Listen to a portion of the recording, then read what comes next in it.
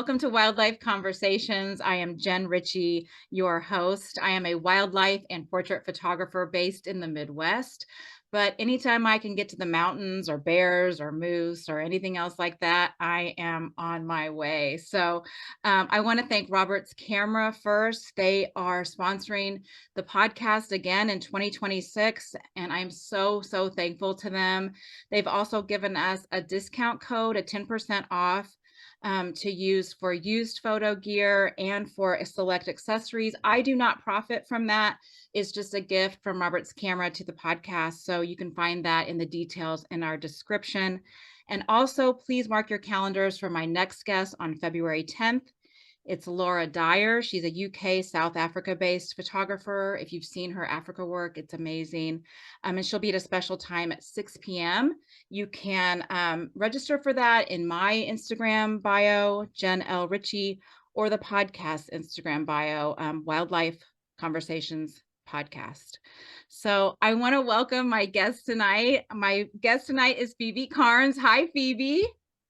Hi, Jen. I'm so excited to be here. I know. I'm excited that you're here too. We've been talking about this for a little bit, and you just were so sweet and responded so kindly, and I knew that it would be a good discussion. I think you're my first college student. You're almost going to graduate, but I think you're my first college student. So I'm so happy to support you and let everybody know your story. It's exciting. Wow, that's amazing. Do you care if I read a little bit of your bio to everybody so they can get to know you a little bit? I'm going to embarrass you a little bit. Oh, that's A-okay with me. Okay, you can sit there and just smile. Okay, so Phoebe grew up in North Carolina near the Great Smoky Mountain National Park. And it's been her muse for photography and her career path this whole time. Her images introduce viewers to the wonder of the park's diversity, and she particularly loves showcasing the park's elk herd on that North Carolina side of the Smokies. We were just talking about that before we pushed record. And right now, Phoebe is an undergraduate biology student and has worked in wildlife conservation and management in the park and with NPS staff. This summer, she will be earning a master's degree at the Warnell School of Forestry and Natural Resources. And during this time, she will be in both Florida and South Carolina and hopes to showcase the beauty of the Southeast through her photography. She's also working on an interdisciplinary project called Tapestry of America, which we're going to talk about tonight, which highlights the wildlife and wild places that national parks protect. She hopes to inspire others to advocate for our public lands, and she will be having an exhibition and a public lecture in the spring at the University of North Carolina at Asheville. I think you might even have a date for that now. Do you have a date for that? We do, as of this morning, All actually. right, that's amazing. When is that going to be? Yeah.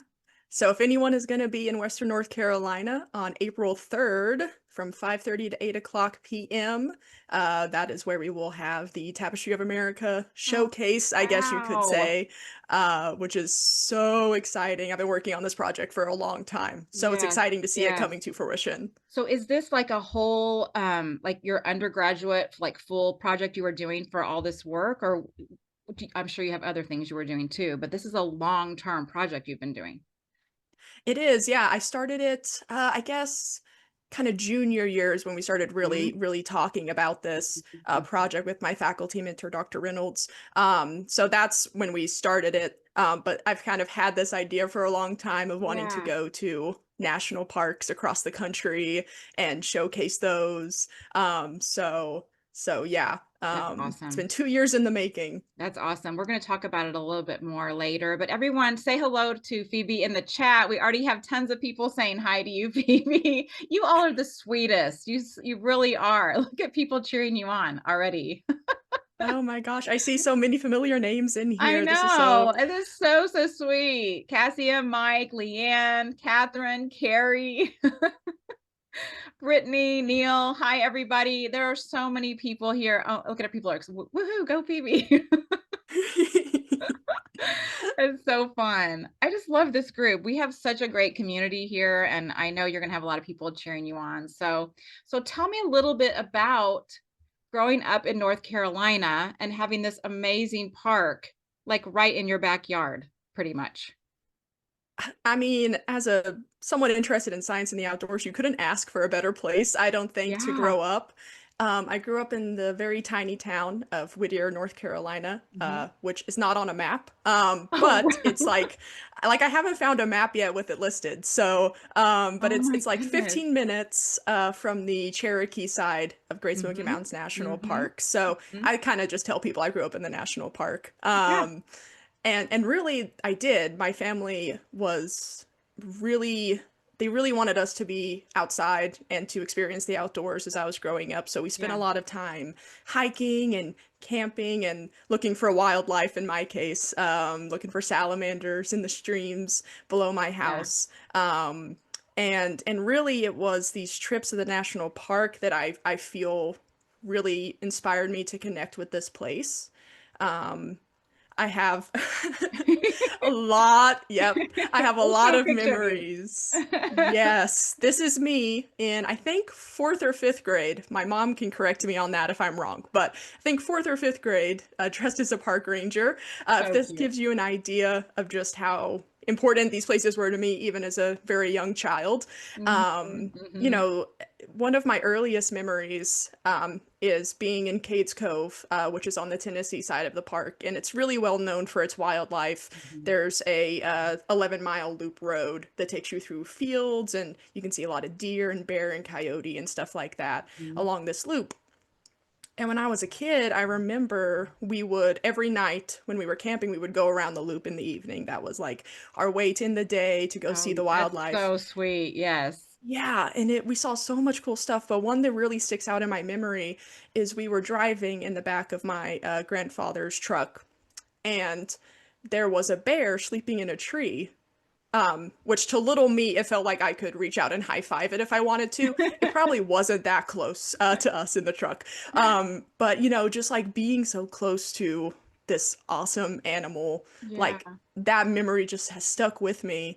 And seeing elk in the national park for the first time too, hearing one bugle, like Yes. that's a sound that you don't forget the first time that you hear something like that. No. Um, and so just having all these memories and experiences in the national park, getting my junior park ranger badge, that was a huge moment for me. I'm sure. Um, I'm sure. yeah, I was like, this is my career path. Oh, I And love here's that. my proof. I love Yeah. that. I just love also that you didn't forget the bear. You got the perfect accessory with your costume. It had to have the bear on the side. That's perfect. Had to have the bear. I'm pretty sure that is actually my junior ranger badge that I am wearing as well Oh, in that photo. Um, that is I was perfect. really prepared to play the part. That's right. That's right. And I always hope that for my kids too, as we visited all like Smokies and Rocky Mountain National Park. I was always hoping like somebody do a job in the mountains. And so I have one environmental science kid, which I'm so happy, and now living in Colorado. So it's like always trying to instill all those beautiful nature moments for your kids, and you're hoping that something sticks. So I love it. I love that it's stuck. And so what are you studying now? Yeah, so now I'm studying wildlife biology at the Yeah. University of North Carolina at Asheville.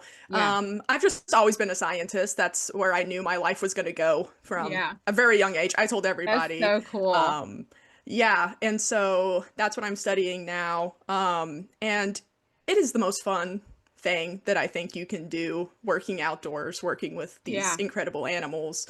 And being able, even though I'm off at college now, I'm still here within the Smokies. And so Right. being able to connect my research and my learning on the academic level back to this place that means so much to me and has, Yeah.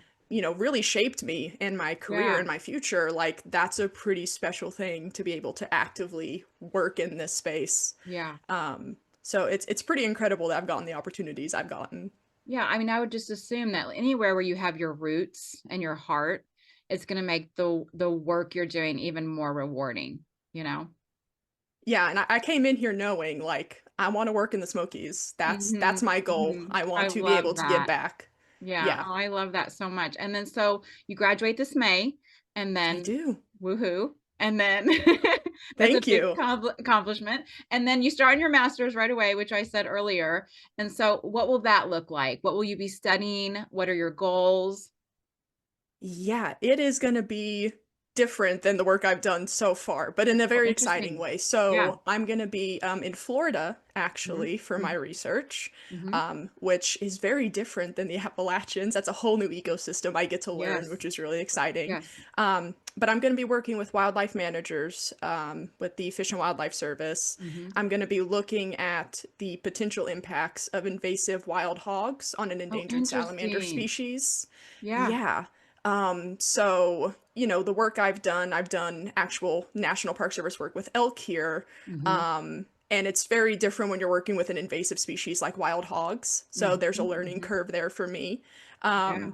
But really my passion has become, places like national parks, like national wildlife refuges, Forest Service lands, public lands generally, being able to connect those wildlife managers in the Yeah. field who know these animals best Yeah. with the sort of science that I do, Yeah. and with scientists in academia and universities, and with that kind of technology that we have access to, that maybe national parks might not have access to that technology. So Yeah. that's really my overarching goal. So I've worked in the Park Service for all these years. Now I'm moving to Forest Service or Fish and Wildlife Service, Yeah. and that's going to be Really really cool. interesting. Yeah.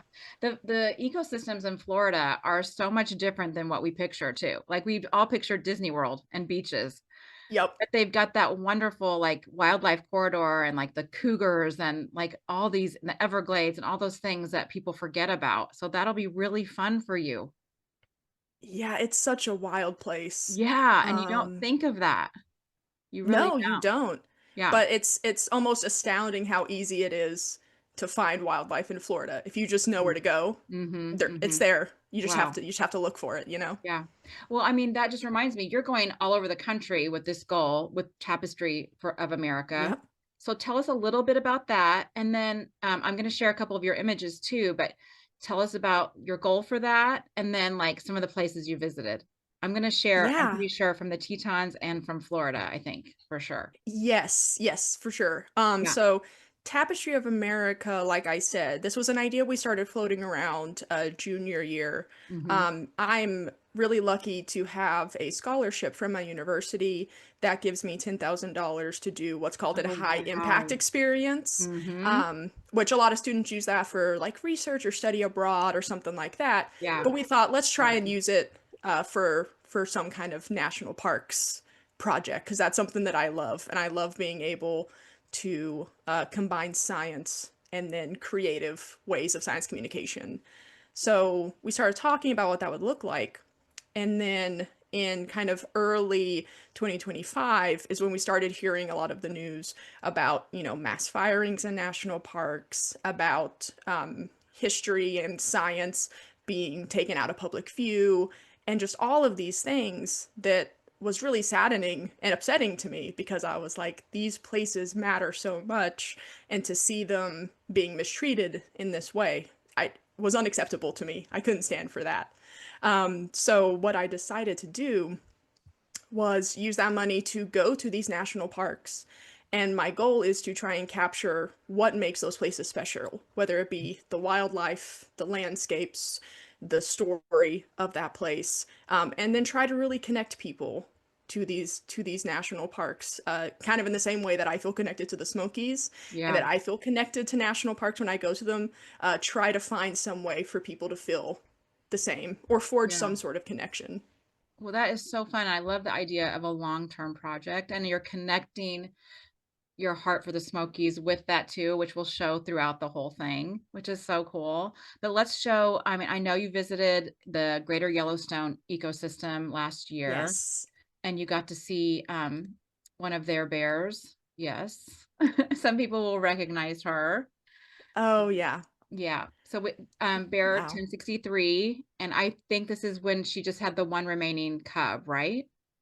Last It May. is. Yeah. Yeah. So we went to Yellowstone, and Yellowstone, the Greater Yellowstone ecosystem was very like obvious fit into this project because one of the hardest parts about a project like this is like where do we go? Because there are so many amazing places, and every national Yes. park deserves to be featured in this. But Yellowstone being the first one and kind of setting the precedent for what national parks can be and what they should be, we had to go. Yeah. Yeah. So we visited the Greater Yellowstone ecosystem in May of this past year, and we visited Yellowstone and Grand Teton both. Mhm. And the day we were driving down to Grand Teton is when I heard the story of Grizzly 1063, which I'm sure a lot of people in here know what that is, but for those who may not know, Grizzly 1063 had 3 yearling cubs when she emerged earlier that spring, and unfortunately, 2 of her cubs were killed by a male grizzly bear. This is one of the unfortunate parts about bear biology. Mhm. But the third one was missing, but presumed probably met a similar fate. And so it was this really like heart-wrenching story, and something that I wanted to tell. And so we're driving down to Grand Teton, and we actually saw her on our first day there. She ran across the road right in front of us, and I was like, oh my gosh, that's 1063. And later that day is when the news came out that she had reunited with this other cub. And that's just not something that you hear about often. No, no. So it became my mission for the rest of the time we were in Grand Teton to find her and her cub. I was like, I am not leaving until we get to tell this story. Yeah. And so we spent, gosh, I think 2 full days basically looking for her. Yeah. And there was one evening, it was really rainy, but we saw her finally with this cub, and I was like, oh my gosh, this is awesome, this is the moment. And of course everyone else is out there looking for her as well, right? Because the story, like, Yes. everyone knows about it, Yes. everyone wants to see her. Yeah, and it So it was changed the super mood. crowded. It changed the mood it of the whole park. it really did. Yeah. But it also meant that it was very crowded, so like Yeah. we kind of were just catching glimpses of her between the cars. And I'm Mhm. like, oh my gosh, are we gonna get, I mean, it's amazing to be able to see this in person, but are we going to be able to get any pictures to where I can now share this story? Right. And the most incredible thing happened where she actually crossed the road right in front of our car Oh, with this little good. cub in tow. Mhm. And her and the cub spent, 10 or so minutes in this open spot right next to us, which is where I got this image where Oh, she sat good. down to just kind of look at the crowd gathering and the little Mhm. cub staying Mhm. very, very close to her side.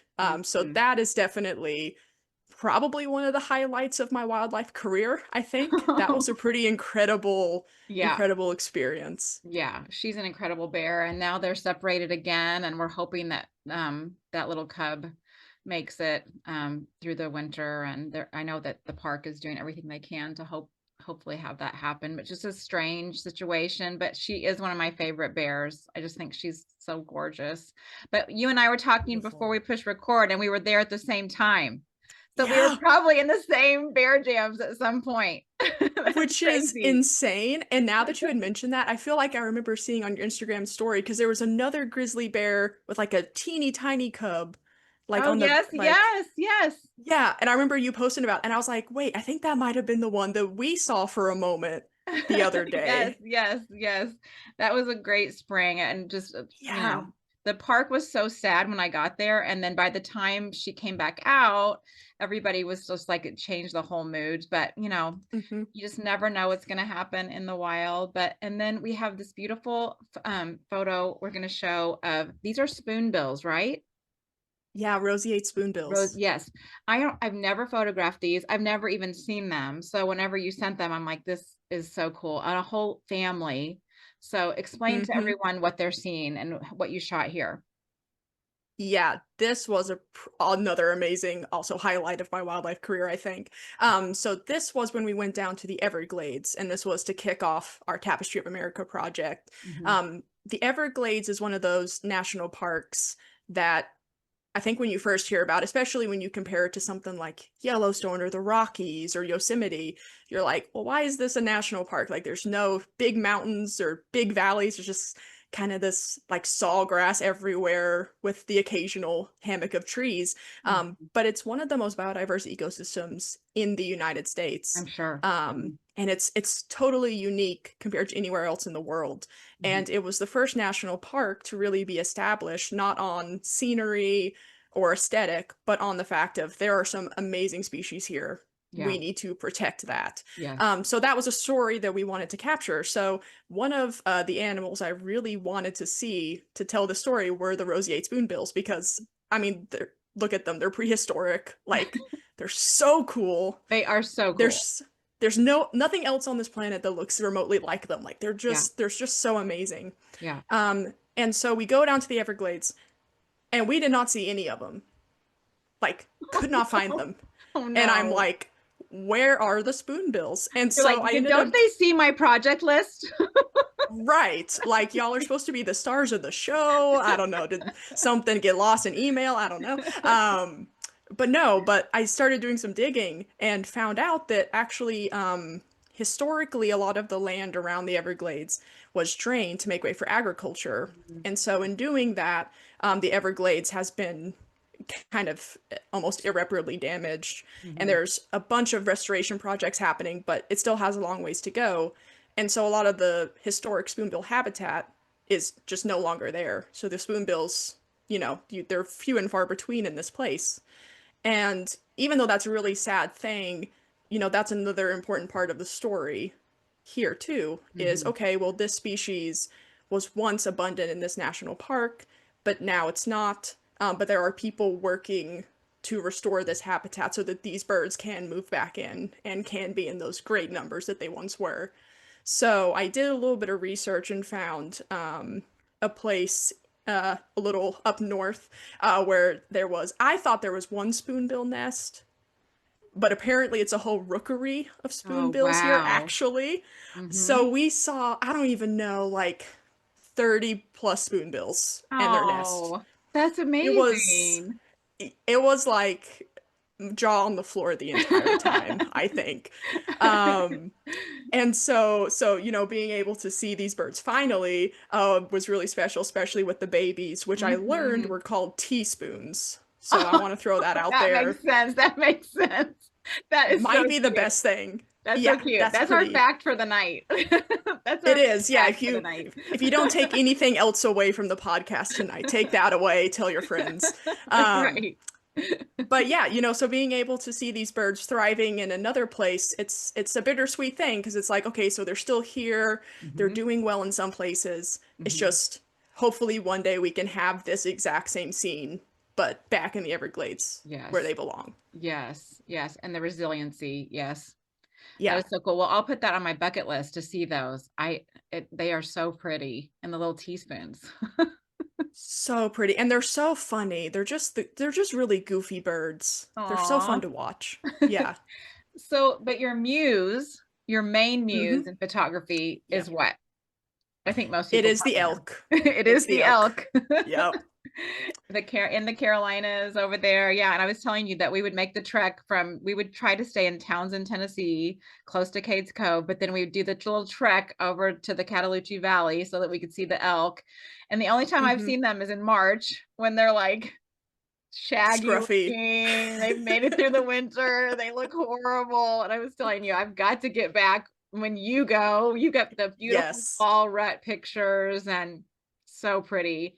So tell me a little bit about like what's it like waking up knowing you're going to go and photograph elk that morning? What's in your bag? What's in your Mm-hmm. heart? Mm-hmm. Mm-hmm. How does this feel? Why are they your muse? Wow. I mean, I could talk about that forever, I think. I love these animals so, so much. But no, I mean, they're just one of those animals that I connected with so early on in my photography journey. When I got my first camera and started to, try and learn the basics, it can be hard to find wildlife sometimes. And Yeah, so the elk were like one of those animals that you see them pretty often if you know where to go, and they get pretty close in yeah. range to you. So it's just one of those animals I started photographing a lot to learn how in the world do I make a good animal photograph. Hmm. And I think as with, any animal or place that you just spend a lot of time in, you start to really grow attached and connected, and you start to notice little things about these animals that makes you more fascinated. And then you go do some research, and then they turn Hmm. out to be really cool. And so now you're just like obsessed with them. And now And you're that just was what a happened to total me. nerd. Now I'm a total nerd. I get it. Yeah, but yeah, I mean, I think too, like, because the herd is so small in the Smokies, there's only Yeah. about 250 or so individuals here. You get to really know the individual elk. And so for me, one elk kind of really was the catalyst for my love, and this was a very old male called Big B. Oh, That's what interesting. everyone knew him as Big B. And he was big and he was impressive, and he would come out during the rut and everyone was like, oh my gosh, that's a massive. He was over 1,000 pounds at Oh one my point, like goodness. just this huge animal who commanded respect. Oh, and they have so Um, much charisma too. they do. Yeah. When I mean, they strut around everywhere. Yeah. They know they're kings of the world. Oh yeah. Yeah. And so, I spent my first few years really photographing him and really getting to know him. And so that was a great connection for me to these Mm-hmm. animals. Mm-hmm. And so, it just became something that was so fulfilling to me to be able to go out and be able to kind of take photographs to tell their stories. Yeah. Yeah. Both as like just this group of animals here in the park that I think is cool, but also as individuals, be able Yeah. to share their day-to-day experiences with people. Yeah. Um, and so, fall mornings when I wake up, I just sometimes I go out there with something in mind, like maybe I'm trying to find an individual that maybe I haven't seen in a long time, or Yeah. maybe Yeah. they're my favorite. I do have favorites. Or maybe it's just more like a scene that I want, like a feeling that I want to capture that morning. Yeah. Especially in the Yeah. fall, we get some really moody mornings here in the Smokies, Yes. which is I love nice. the water and the streams and the fog Oh you yeah. guys get. Yeah. Yeah, and Pretty. actually, one of the most essential things that I do in the morning is I make sure I have on water shoes and shorts, or at Oh, least pants I can interesting. roll up, because Yeah. I love water shots. I love when they get in the river. Yeah. So I need to be ready to be in the river with them, Yes. Yes. for I those love that, moments. Phoebe. And I love your water shots like that. I love it. Oh, yeah, I'm there's just envious. something about elk and water. They just I go so know. well together. I know. And it's really too cold in the Tetons for to get into the water. Like, so I've never gotten in the water, just at the edge, but it's tempting. It's tempting. There may be some mornings it's too cold here too, Yeah, but you're doing but it. we've done okay so far. Yeah, We've yeah. done all right. Um, yeah, I mean, gosh, I could just keep going on and on about these Yeah. animals Yeah. for And forever. what's in your bag usually if you're going to go out and shoot elk, photograph elk? Yeah. Yeah, I mean, I have my Sigma 150 to 600. Hmm. That's my go-to lens for Yeah. almost anything wildlife Yeah, that's related. perfect. Yeah, I that's love perfect. that thing. Yeah. So great. Very versatile. I was going to say a lot of versatility in that. Yeah. Yeah. And really impressive quality, Yeah. for it Yeah. being a Yeah. non-Canon, non-Nikon Yeah, brand. I had the Tamron 150 to 600 and I really enjoyed Yeah. that lens. Yeah. Yeah. So usually that one, I also do have a more like wide landscape one, which I've been trying to use a little bit more when it comes to wildlife, really trying Yeah. to capture. Sometimes in places like the Smokies, it's almost fun to capture an animal as big as an elk in like dwarfed by the mountains or something, Oh, like make it absolutely. seem Yeah. so small compared to this incredible place that it's in. Yeah. So that's something I've been playing around with a little bit more. And Yeah. also what I've been playing around with is actually macro photography. I So know. I know we're going to show some insect photos too. Let me show your elk photo here while we're talking about them before I forget. And you probably know who this is. I loved I going to your do. Instagram and like seeing all the names of Chippy and all these guys. Well, this is the man himself, Chippy. Okay, this is Chippy, everyone. Yeah, this was 2024, I believe, is when this image Hmm. was Hmm. taken. Hmm. And he is kind of the big guy now that Big B has passed away. So Okay. he's the head honcho here in Cherokee. Yeah. Um, and he's my favorite, I have to admit. We all have Not just them. cause not just cause he's big, but he's given me a lot of really amazing experiences throughout the years, and Yeah. he's just one that like you see him and you're just excited because it's like it's going to be a great evening when he's around. Oh, it's so fun. I can feel the excitement just like I know what that feeling feels like. It's just the best. It's just the best, and that's maybe one of the reasons I just keep going back to these animals is because every time I'm out there, it's just like this excitement that I get. Yeah. Um, it doesn't even matter what they're doing. It's just like being there with them Yeah. when I've spent so much time with them. Like that's just a really special thing that I've been able to see what I've been able to see. I've seen so many amazing things. Yeah. Um, yeah. That's what we say a lot on this podcast. Like, what a privilege this tool that we have in our hands gives us. The joy it gives us, these amazing magical experiences we get to see with our own eyes, and then even capture images of it.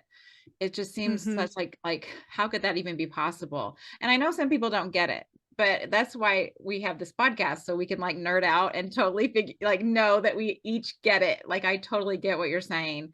Like, Yeah. he is like so charismatic and beautiful. I can't even imagine him walking towards you, and like that's a beautiful image of him. Like, I love how you isolate him and how everything else fades out. It's just beautiful, Phoebe. Oh, So thank pretty. you. And you know, maybe that's another reason why photography drew me in the first place is it's like it's one thing for me to have these experiences or me and my dad or me and my friends to have this Yeah, experience, but then to try and figure out how do I get other people to feel at least a little bit of that same that's right. excitement that I felt, or whatever other emotion that maybe I'm feeling in that moment. Yeah, Um, that's, I think, why photography drew me in so quickly and why I continue to do it and continue to make it such a huge part of my life yeah, is because being able to communicate science and biology and these experiences with other people in this that's right. way, Yeah, like that's also such a cool thing that I get to do and to have yeah, people reach out to me and be like, you know, I saw Chippy in person, like that was so awesome. And I'm like, oh my gosh, that's amazing. You know, it's like being able to really help people connect with these animals that I think otherwise maybe they would have overlooked or not had as deep of a connection as they do right, knowing a little bit about them. right. Um, that's, I mean, it's just one of the most incredible things I've ever done in my life. Like Oh, I being love able to it. do that.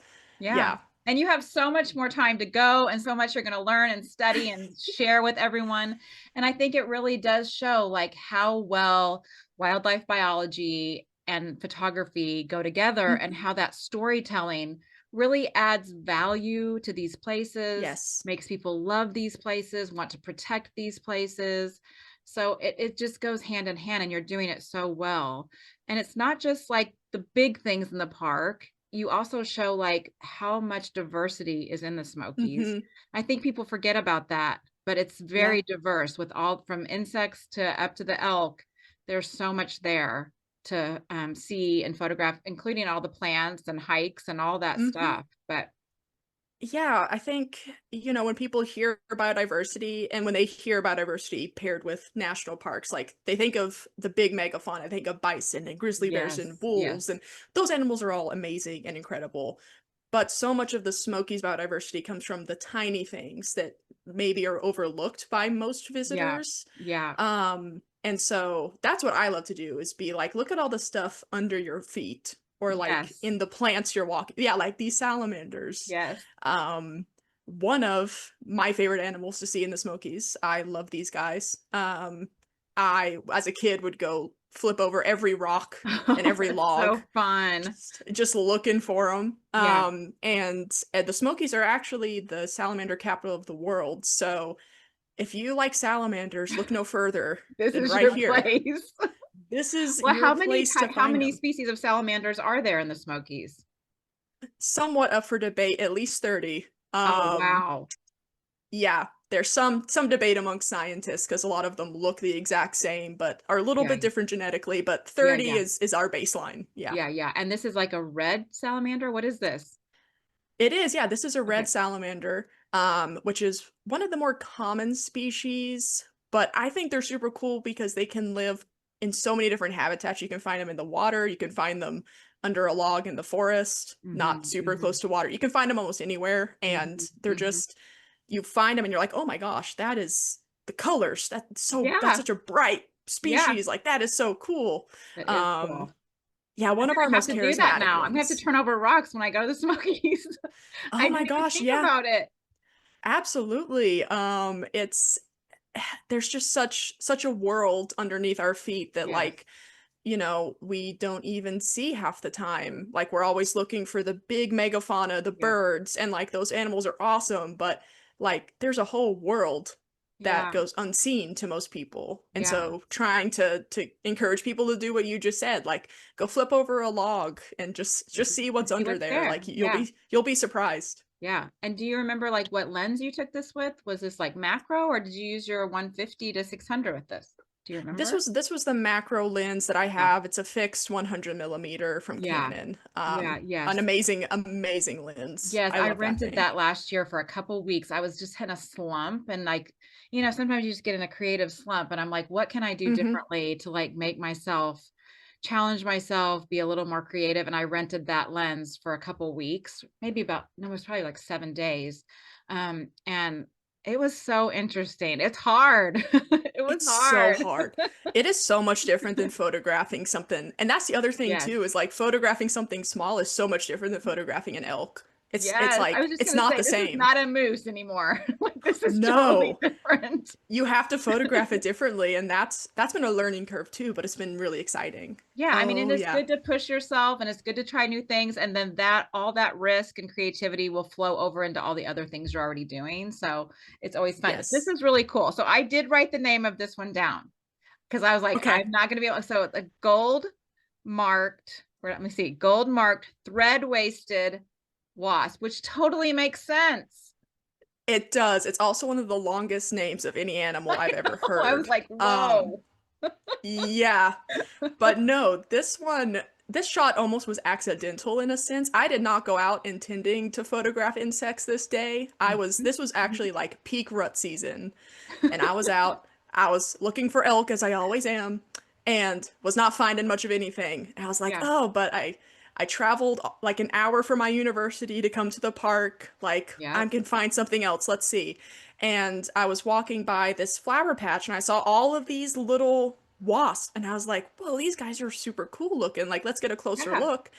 Um, and yeah, they were super cool. And what I learned Very. afterwards is that they're a parasitic species.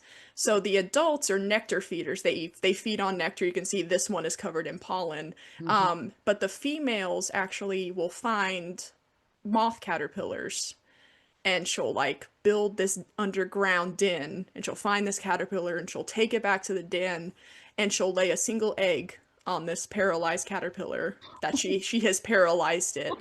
Um, and that's what the babies eat. And then Mm-hmm. she'll go back to doing her nectar thing like nothing Wow. happened. Wow. So it's stuff like that. It's like you look at this wasp and you don't know that whole story about Yeah. them. Like that wouldn't cross your mind, but there is an entire life that this animal has lived or will live. Yeah. That is really cool and Mm-hmm. kind of scary, but also really cool. um, And part of this whole ecosystem. yeah, it's just like there's just so much. And something I got really into was photographing insects this past year Mm-hmm. because Mm-hmm. gosh, you look on one flower and there's like dozens of species, Mm-hmm. some you can't Mm-hmm. even see with your eye. Yeah. And it's like just to be able to appreciate the sheer amount of life that you are looking at, that you're interacting with in any given moment in a place like the Smokies. Yeah. Um, it makes you feel so small, but in a good way. Yeah. Absolutely. Absolutely. Well, it's very cool. And I love how you could even see how it's clinging to that flower. It's like clinging. You can see everything. I love all You the can see pollen too. everything. Yeah, that's so cool. And Yeah. is that the macro lens too? Yeah, this is also the macro Yeah, lens. that's what I figured. That's what I figured. So when you go out, I mean, you've kind of touched on this, but when you go out, do you have do you have like big picture visualizations of what you want? And then also like daily ones? Like, so I think in my mind, I've Hmm. got shots I want sometime in the future, in the next few years, Right. but also like for a trip, I might have like a shot list. Is that something that you do or is in your mind? Yeah, I think, especially with a project like Tapestry of America, if I'm Yeah. going to these places, we kind of talked about earlier, like I have a list of, okay, here's the animals that I'm like really hoping we see. Yeah. And I may not necessarily have an idea of like what that animal is doing. Yeah. But like these are the animals I think represent this place really well, and I want to Yeah, that tell their makes sense. stories. In something like the Smokies, and especially with the elk herd, like I have had a lot of shots that I'm like, I really want to see, you know, this big bull elk in the river in the Hmm. fog, early Hmm. fall morning sort of thing. Yes. But I feel like when I first started like really taking photography seriously, like I almost relegated myself too much to those dream shots Yeah. where I kind of ignored everything else happening in the moment Yeah. in the hopes of getting the one shot. Yeah. And as a wildlife photographer, most of the shots we take do not turn out the way that we want them to. Right. Well, I mean, you can't tell them what to do. You have to No, you wait for can't. that serendipitous magic to happen. And that doesn't Yeah. always look like everybody else, which is good, which is good. Yeah. Yeah. But it's almost like if you focus too much on getting like this one shot, not Hmm. only are you missing all the other stuff that is happening that could be just as awesome, Right. but if you end up missing that shot, then you like it you kind of feel down on yourself a little bit. Yes, And so absolutely. I've learned over the past few years, like, yeah, I have these shots that I'm like, hopefully one day I get something kind of like this. But at the same time, when I'm out there, I'm looking for elk, but I'm also like, okay, like, are there any cool birds that I'm hearing in the trees? Yeah. Like, are there any like salamandering spots here that maybe I can flip over a couple rocks or something? Like, so Yeah. even if I Yeah. don't see what I am out there intending to see, I still can go home and be like, I saw all this other cool stuff. That's right. And I think that has really changed for me too. And I'm not always perfect at it. Like I can get down to if I don't see the thing I want to see, but it's also like having things in my mind that can be like, oh, well, what if it's just something beautiful? Let me look for beauty today. And what will I find? Mm-hmm. Even if it's in like intentional camera movement, or if it's Yeah. birds today, or if it's flowers today, it's like I have to sometimes have a way more like open hand policy, instead of just like, I have to see this. And that creates, for me, sometimes it gets me out of a rut. And then it creates these beautiful Mm-hmm. images that I didn't even know were possible. Like I just started trying intentional camera movement this past fall with Yeah. trees and the colors. And I had never done that before. But it's really nice to not have that pressure, on yourself. It is. And I feel like you walk away happier and more Yeah. satisfied by the Yeah. end of it. Yeah, which is what we do this for too. Not the Yeah. only reason, but hopefully it's giving us joy and we're happy, Yeah. instead of just this pressure. And I know like social media can bring enough pressure that we don't need to put Mm-hmm. even more pressure on ourselves, but just remember it's a passion and a hobby. And like Mm-hmm. for you, you're telling these wonderful stories and you have a mission, to make people fall in love with these places. So I love that you have that always kind of as um your heart's mission with you at all times. That's so cool. I love the idea of a long-term project. I'm trying to think of one for myself and I've got to come up with it. I've got to come up with something.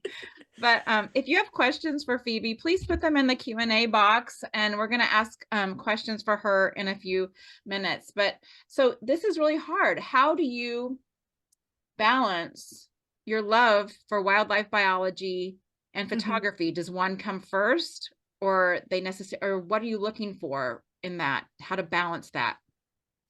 Yeah, I mean, like I said, I was born a scientist. I love that.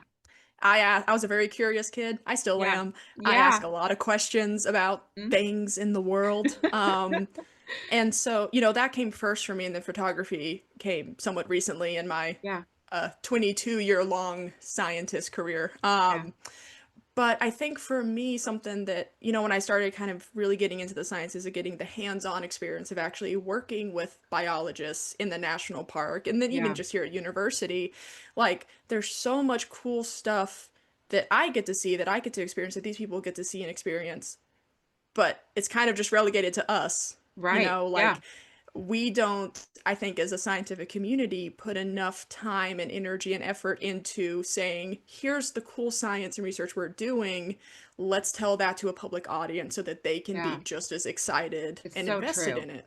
Yeah. Um, I can tell someone a cool fact about elk, and yeah, that fact might be cool, but they're going to forget about it the next day. But Hmm. if I say, here's a cool fact about elk, and here's a picture or a video that Hmm. shows them Hmm. doing this thing I'm telling you about, Yeah. that's going to stick with them. That's going to Yeah. make them excited. That's going to make them want to go see it in person. Yeah. Um, and so for me, I think the way that I've sort of balanced it is, yes, photography is more of a hobby than a professional career, but it's something that is so applicable to my professional career of wildlife biology and science communication that I use it at every opportunity I get. I Yeah. love making presentations. Like I do a lot of talks with school groups. I was gonna So ask I you that. love, Yeah, you'd be yeah. so good with school groups. I was Oh, just thank thinking that. you. Yeah, yeah, yeah. I was like, she would be really good coming into a classroom. Yeah, so I'm Oh, glad well, you're thank doing you so that. much. I am. That's actually kind of how I started with science Yeah. communication. My mom's a teacher, so I got Oh, to good. go Yeah, talk to some of her students and yeah, kind of expanded from there. But yeah, being able to tell kids about like elk in our area, right? And then being able to say, here are pictures of the actual animals I am yeah, talking about. You can go see them for yourself. You yeah. can Because they may not experience, know. It's so right? And true. like it's one thing again, for me to say, here's experiences I've had, but like here's things you can go see You can for do. Yeah, yourself. yeah. And That is a sometimes really we don't exciting see the thing. local stuff. Sometimes you get just sort of Yeah, like blind the stuff in your own area. you That's so do. cool. That's so cool. I love it. I love it. I can see how that goes so well with your heart for this and your personality and like your whole mission. So it's really Thank exciting. you. We have 3 questions for you. Oh, wow. So yeah. So Sharon asks, I live in Virginia, but have family in Tennessee. I visit several times a year and try to stop in the Smokies. Where is the best Mhm. place and time to see the elk? If you can share, she says. What's your Oh my advice on that? goodness. Yeah. Maybe not March. Maybe not March. You can see them in March, but they're a little scruffy. They're haggard. Yeah. No, there's definitely 2 times a year that I think are best elk viewing times. The first is, of course, during the rut season. So this is when the big males they're back in town. They're trying to win over the hearts of all the girls. They're bugling, they're fighting, they're putting grass on their face. It's It's awesome. so fun. And in the Smokies, we have the added benefit of having beautiful fall scenery as well. Yes. So this is, I would say September through October, though I think the best times would be late September through early October. If you Yeah. want to see the elk rut in action. And for that, I would go either to the Acunnalufty area of the park. This is in Cherokee, or Cataloochee Valley. Um, the other best time of year to see elk, and this is actually might even be my favorite time above the rut season, which I know is controversial to say, but is like mid to late June. This is when the elk calves are being born. Mm-hmm. Mm-hmm. And it can be difficult to find the calves around that time. The mamas are super protective and super Yes. secretive about it. Yes. Um, but there's just something about seeing a tiny little 3-day old wobbly legged baby. See, that's my thing. I never go to Rocky Mountain National Park for the rut like a lot of people do. I go in the Hmm. spring and to see those little babies and then see the mom and then see all the other like female aunties like protecting. Yeah. It Yeah. is so cool. It is so It is cool. so cool, like seeing like you're saying, like seeing a nursery group or seeing Mm-hmm. elk calves Mm-hmm. like kind of meeting each other for the first time. Yes. Like that's super And like fun. prancing on those little wobbly Uh-huh. legs together. I Uh-huh. know. I know. It's some of my favorite memories of It's seeing so elk. good. And then, if you visit during like early June, you have the added benefit of if you stay like evening until early night, you can watch elk calves and their moms as the fireflies come out. That is one of the most Oh, incredible. no. Oh I my know. goodness. What? Yeah. Yeah. Oh, wow. Okay, wow. Now That everyone on the is podcast is going to be there. I know. That's pretty magical. That's crazy. I didn't even think about that happening. Oh my Mhm. gosh. That is so cool. That's so very Yeah. cool. Okay, so someone was also wondering if you're going to photograph the hogs while you're in Florida. I would like to. I'd be a little scared, honestly. Yeah, when people ask me like what animal you're the most scared of ever running into, it's not a bear and it's not an elk. I'm always like wild pigs. I Yeah. do not want to see one of those on a No. trail. No. They're super scary. Yeah. But I like they're an invasive species, so it's like a very different thing for me, but that's Mhm. also a really important story to tell. And again, I think we as scientists, if we're trying to communicate like why it's important for us to manage this invasive species kind of in the way we do, Yeah, photography can be an important tool in that. absolutely. Um, and even though they're invasive, they are a super cool species. Like people don't understand, like they're so tough. They can just withstand anything. Yeah, Like that's that's the stories amazing. I hear of them. I don't have them here, but just the stories I hear of them, it's like that. That's why I said I would be scared. Yeah, and they're super smart too, Oh my which is goodness. also kind of scary. Yeah, yeah, But yeah, if I am ever in a situation where I am safe right. and can photograph a wild hog, that'd be pretty awesome. Yeah, because it would go with what you're doing. It would go with what I'm doing. Yeah, that's so true. Yeah. Well, also we have another question. What's the most powerful piece of advice you've received? That's a big question. Maybe for your career or for wildlife photography. Oh, yeah, that is a big question.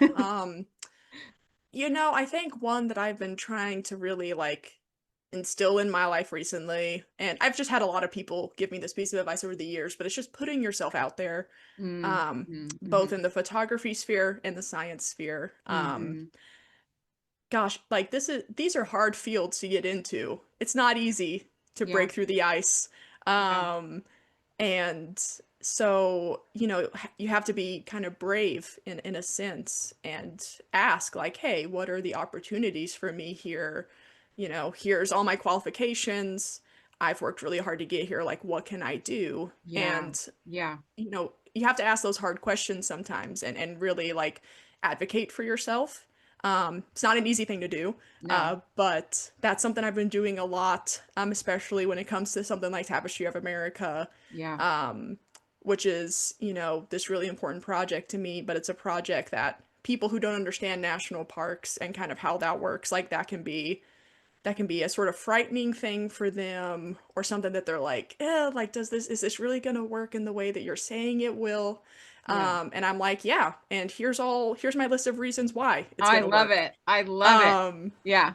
It's so yeah, amazing, so, Phoebe. You've already started this practice of putting yourself out there, asking the questions, asking what's available, and I hope for you that it will only get easier and easier. Your confidence will build. I'm talking to myself as well. Like I haven't been in this field very long at all either, and so it is really hard, but it's mhm, like I had to start saying to myself, like I kept like in my portrait business, I kept doing things for free, or I'd take $100 off here, or take $200 off there, and then I'd do my taxes, and then like there's nothing for me.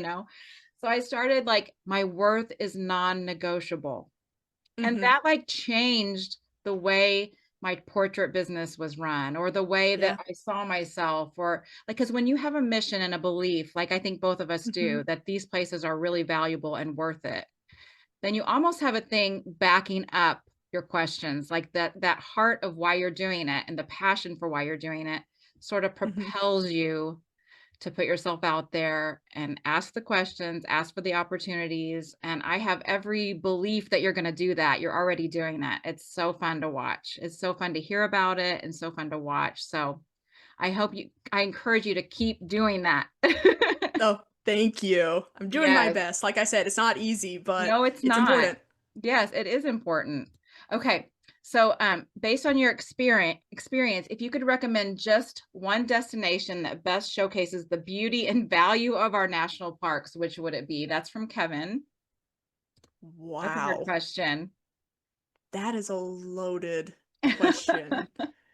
I mean, yeah, that's such a hard one because I think what's important for people to realize is that every national park has value and there's a Mhm. reason that it was protected. Yeah, Um, I talked earlier about the Everglades. It's a place where you look at it and you're like, all I see is grass.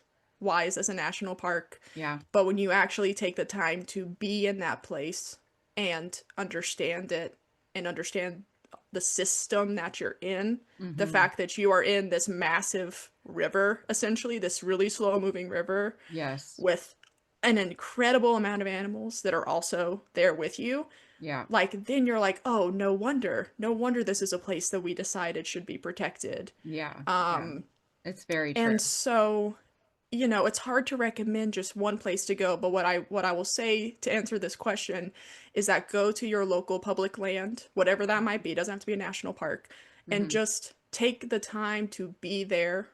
Take the time to really learn about it. And it will become very evident to you why this place is worthy of protection. Yes, so true. I have a little 105-acre nature preserve that's my local place. And You learn the cycles, you learn the importance of the little families and the deer and the bugs and the birds, of all those things, even in a little Mhm. space inside your town. And it's also a really good place to learn photography and practice and practice and practice, because you're learning the sounds and the cycles and the Yeah. seasons and starting to get to know certain animals and things like that. So yeah, I think that's really good advice. And Leanne Green, who told me a long time ago about you, like, this is Leanne. this upcoming, up and coming photographer you need to interview. She says, how have you prepared to be in Florida, where it is warmer and more humid than Western North Carolina? Oh, prepare is a very strong word, in this case. Um, yeah, I think I'm just gonna have to learn on the job to some extent. But no, I have, something that I love to do that I think is part of the reason why my work in the Smokies has become so important to me is like I know it so well. Yeah, yeah. Um, and so I can really appreciate it from that perspective. And Hmm. so what I'm trying to do right now is just really learn about this place I'm going to be in because it is nothing like the Appalachians. There is very little Right. overlap. Yeah. So it's like this whole new place I get to learn about, and I have some pretty amazing friends who have been kind enough to buy me like field guides and stuff like that, Yeah. which I need. So I'm trying to just be a sponge and soak it all in to the Yeah, and best you of my will. ability. You will. We'll all look forward to how you document that and get to see that on your Instagram, and Thank we'll you. follow along over the next, how long will it take you, do you think? How long's the Most of program? my data collection is mostly going to happen over the summer, but the Mhm. master's program is I think 2 years Yeah, yeah, on average. yeah. So we'll follow you the next 2 years. We'll cheer Oh you on. yes, I'm excited. Um, what is your biggest takeaway from the tapestry project so far is another question. I think my biggest takeaway has been, initially I came into this project and still this project is in a lot of ways like an advocacy project because we are living in a scary time for public lands. Yeah, But I think what I have taken away from this project and learning about the history of national parks and visiting these places in person is that national parks have not had it easy a lot of their life. There's been a whole lot of obstacles that we've been able to overcome as a society because we said it is important for us to protect these spaces. We believe in this mission just yeah, as a country, as a yeah, group of people. Um, and so, even though times are very scary right now, what I've learned is that we've been in worse times when it comes to this. And there are a lot of people out there that are doing some amazing work when it yeah, comes to advocacy, when it yeah, comes to just the park rangers that are out there continuing yeah, to do the job that they love because they love these places and yeah, they love the mission of the Park Service. Like, there's a lot of reasons for hope. And so that's really the main message of my project is like these places are really cool yeah, and connect with them in whatever way that really inspires you, yeah. um and things will work out. Yeah. One of the best inventions America, has is our national park system. So I hope we Hmm. protect it. Yeah. Hmm. Well, let's move on quickly to the speed round, and then at the end we'll ask you what your future plans are and stuff. But I want to just ask you a few questions quickly. What's in your camera bag you can't do without? Field guides.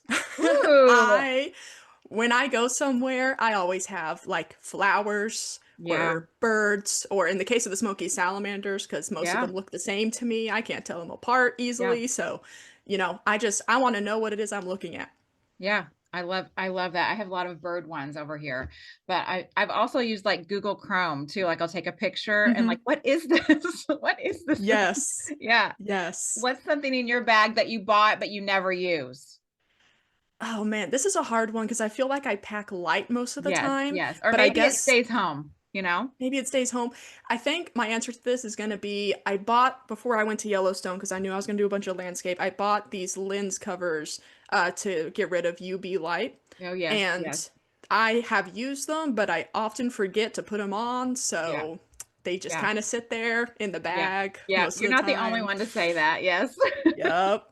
So do you have a favorite snack while you're driving down to the park or while you're editing, or what's your favorite snack or drink? Yeah, two answers to this. Favorite snack, I love wintergreen mints. I eat those Oh, things like the like lifesaver ones? the Lifesaver ones, the Tic Yes. Tac Oh, ones, yes, yes, yes. any of them. I eat them like no tomorrow. Love them. I am also a huge tea drinker. I love specifically black teas, but Yes, I'm getting into yes. the herbals too. Yeah. I actually have one I've been drinking here. It's a Great Smoky Mountains National Park Oh, inspired one. oh, So, nice. That's yeah. perfect. Perfect. I know I'm S- a black tea person too. Yeah.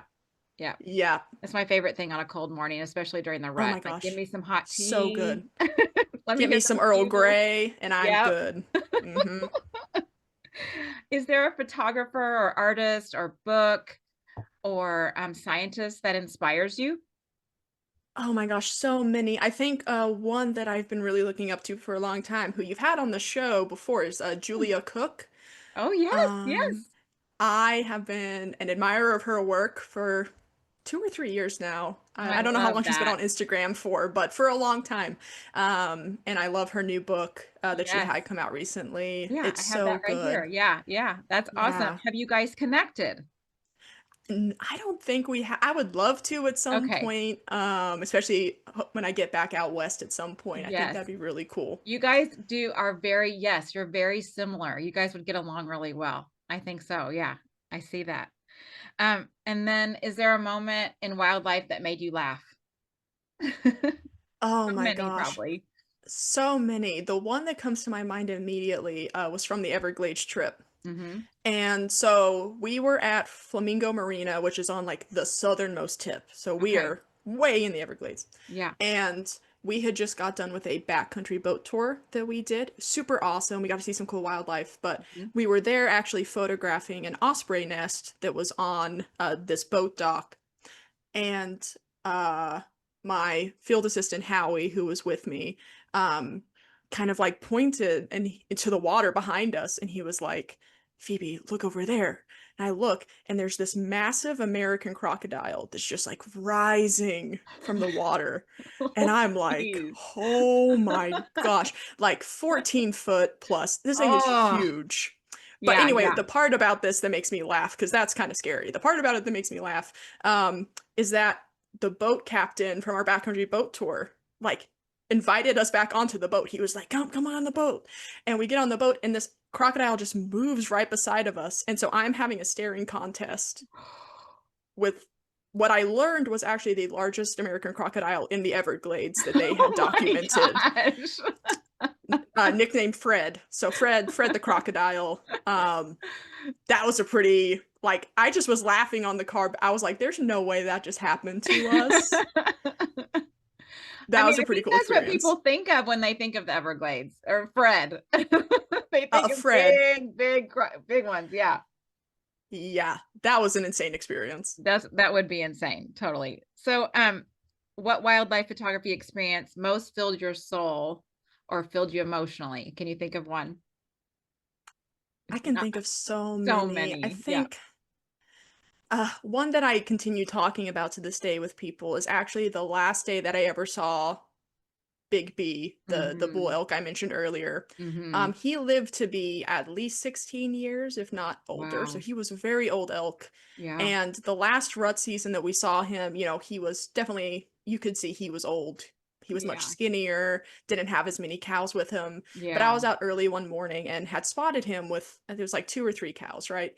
And this other younger guy kind of sauntered out and was like, oh, like this guy's old. I can take these girls really easily. Big B, like, immediately on alert. And they ended up fighting for it was one of the longest fights I've ever seen. Um, and Big B came out of that with a bloody nose and like rough looking, but he won. Wow. And I just remember being like, oh my gosh, like, despite how much he has been through in all of his life, like, he is just still a fighter. Yeah. Um, and 3 weeks later is when I would learn that he had passed away. Yeah.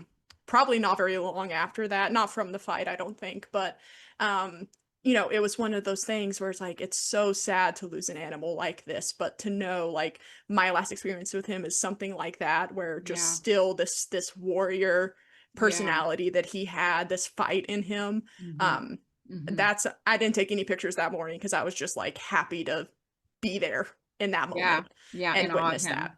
Yeah. That's In so all, cool. yeah, Kind of a metaphor basically for like a lot of things, keep yeah, fighting. He's the fighting. resilience, yeah. Resilience. Yes. Hopefully that's a metaphor for the parks and our public lands. I Yeah. think so. I think Yeah. so. Yeah. Um, so what how do you see yourself in the future in wildlife conservation? What's next for you? What after your master's degree? What are you dreaming about? Oh my gosh, I think I have so many dreams. I mean, what I really think my calling is at this moment is actually to be a professor. Mm-hmm. I think that's a great way for me to be able to teach people about these places and about like just the ecosystem and the world that we live in, Yes. but also have the opportunity to do research, which is something I love. I Yes. love working actively with national park managers on projects, Yeah. that they think I could be helpful with. So that's sort of the path that I see myself going down right now, is trying to be Yeah. that person to connect those Yeah.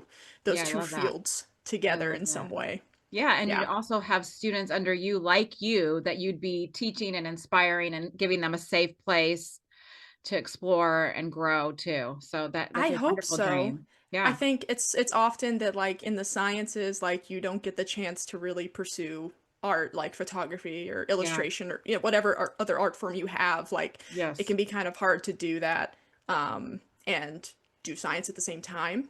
Yeah. So to be able to maybe inspire some other people to do kind of something that I did, or what Yeah. other vision they have for being able to combine those two interests together, like that'd be pretty special to me. Yeah, it's super special. I love that. And I've heard that from other people that are trying that combine things too. Like if you listen to Susie Esterhaus or Seiler, they all Hmm. had to like combine that science, combine that with their photography, and then they've Yeah. made it work so well with the storytelling. And so it is a path you kind of have to fight for, You but do. but it really goes well together. It really does. Well, it's been so fun to have you, Phoebe. I'm so glad you got to come. It's been so fun. This has been awesome. I've been looking forward to this since we connected. What was it, like October or I don't something know. when you It's been reached a out? while. It's been a while. Yeah. Yeah, We've been following each other for a while too. And I was we glad. have, I told you you've been on my list since the beginning. So I was which is really glad. insane. I'm so humbled by that, truly. Oh no, no, no, no, no. But I'm so excited. Can you tell people where they can find you? Where can everybody find Yeah. you? So you can find me on both Instagram and Facebook at Phoebe's Wildlife. I Okay. also have a website, which is also Phoebe's Wildlife, Yes. where you can find prints if you do so desire to have a piece of the Smokies or otherwise in your home, Yes. Yes. or learn more about Tapestry of America. Updates on that project are going to be all housed there as well. Yes. And then April 3rd, you said, is when you're going to have your presentation for Tapestry of America. Yes, April 3rd, and I'll be blasting that on all the platforms. Don't even worry. But Oh, I yes, love April it. 3rd. I love it. Everybody's being so kind in the comments. They love this, Phoebe. They loved you. They're wishing you all the best. So thank you so much, Oh, everybody. You are so kind. And I'm so glad you all joined us. I want to thank Robert's Camera one more time for making this possible. It really is so helpful to have people that partner with me and help make this possible. And I also have some kind of good news. I'm now a Gura Gear ambassador, which is so exciting to me to represent women over 40, over 50, and to have us out there in wildlife conservation and wildlife photography. So I want to thank Gura for that. And Robert's and Gura information will be in the description. And don't forget to register for Laura Dyer. She's a wonderful photographer, and just go and look at her cheetah photos, and you're just gonna like fall in love with her stuff. But I want to thank you again, Phoebe. It's just been a pleasure, and I wish you the very best. And anytime you want to come back and tell us about your project, you can. oh, We're going thank to you want to hear so what's going much. on. Thank you. I really appreciate that. Yeah. Well, thank you everybody for joining us. You've still got lots of great messages coming through. I'm going to have to send you the chat document once they're done because they're all being so sweet. And just join us Oh, next week, February 10th for Laura Dyer, and you can register for that in my Instagram bio, Jen L. Ritchie, or the Wildlife Conversations Podcast Instagram. And I will see all of you on the next one. And thank you again so much, Phoebe. We'll talk soon. We'll talk soon. Thank you, Okay. Jen. All right. Thank you. All right. Bye-bye, everyone.